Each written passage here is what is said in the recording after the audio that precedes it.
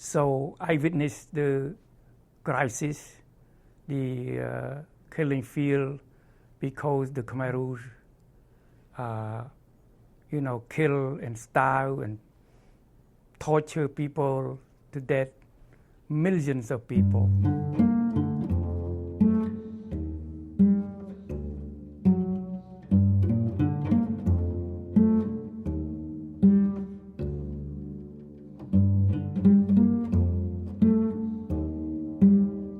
Between 1975 and 1979, the communist Khmer Rouge regime killed nearly 2 million people in the Cambodian countryside. Dith Bran was there.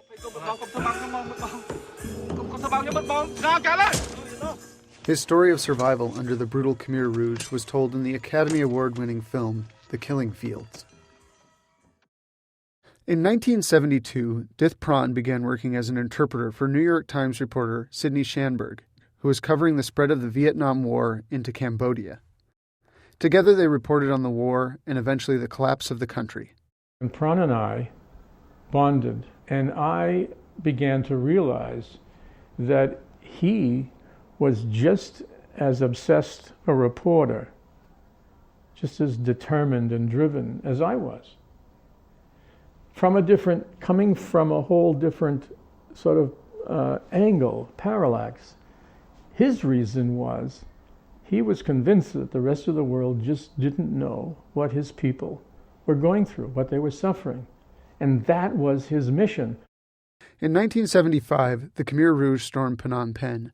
American forces evacuated. Schanberg got Bran's family out, but the two journalists stayed to witness the end of the war. Eventually Schanberg, like all journalists, was forced to leave Cambodia. Dith Bran could not, and he was soon swallowed into the regime's forced labor camps, where he had to hide his education. In order to survive, you have to pretend to be stupid because they don't want you to be smart. They think that the smart people will destroy them.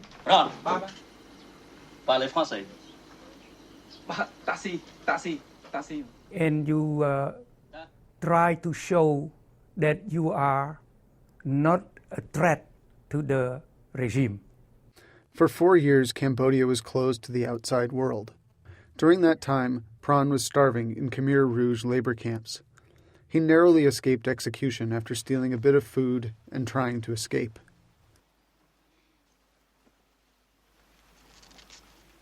And that scene, it happened to me because they feel that I'm innocent. I get captured because I steal something, because I was starving to death. As a human being, people cannot allow you to starve and die. So he tolerated us. That's what happened in the middle of the night. They start to release me and put me in freedom. In 1979, Bran escaped and eventually made it to a Thai refugee camp. Sidney Schanberg, who had been trying desperately to find his friend for 4 years, rushed to Thailand. And around the corner comes Bran, and he's hobbling because his diet, was so bad and couldn't run. And then I started to run, and then he ran into my arms, and I'm awfully glad that they kept that scene exactly as it was. And he just threw his legs around my waist, and we just hugged for I don't know how long. Well, I was crying, he was crying. And he said, "Oh, Sid, you came." And, and I said after a while, "Can you forgive me for not getting you out?" She says, "There's nothing to forgive." Bran was soon reunited with his family in the United States. In 1980, he began working as a New York Times photographer, a post he held until 2007, when he entered a New Jersey care facility with cancer. He spoke with the Times in March of 2008 about his life's work, which was telling the story of the Khmer Rouge's bloody regime. I promised myself, if I survive this killing field, I would not stop talking about this kind of crisis. The film, The Killing Fields, opened in 1984, and Bran continued to lecture on the genocide and lobbied to see the leaders of the Khmer Rouge tried for war crimes.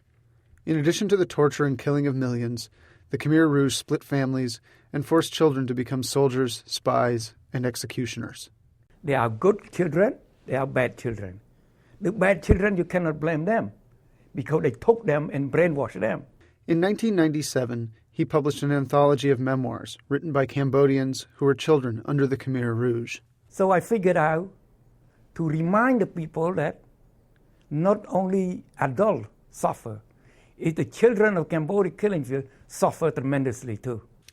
While genocidal wars developed in Rwanda and Bosnia during the 1990s, and more recently in Darfur, Pran never stopped lecturing to raise awareness of the killing fields. Pran cared about journalism, but he cared about this one story most of all. And he won't let go now, and he didn't let go then. My people are suffering, and this is their story. And I don't know if the whole thing will be forgotten in 50 years, but it won't. If it is forgotten by a lot of people, it won't be because Pran didn't spend his life trying to say to them, this is important. My job want to remember that please everybody must stop the killing field. Not allow this to exist again. One is enough. Too many. One time is too many. If they can do that for me, my spirit will be happy.